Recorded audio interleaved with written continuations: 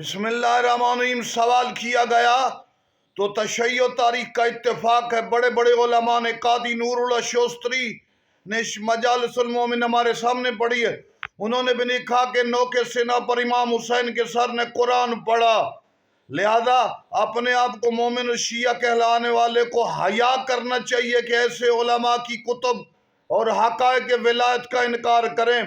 امام حسین علیہ السلام کے سر نے نوک نیزہ پر کلام کی، ہم تو عقیدہ رکھتے ہیں کہ مولا کی ہر کٹی ہوئی رگ سے قرآن جاری ہو سکتا ہے، تو لہذا ہمارے علماء نے وعدے کیا امام حسین کے سر نے نوک نیزہ پر قرآن پڑھا۔ ام حسبت ان اصحاب الکہف والرقیم کانوا من آیاتنا عجبا، یہ آیت تلاوت کی۔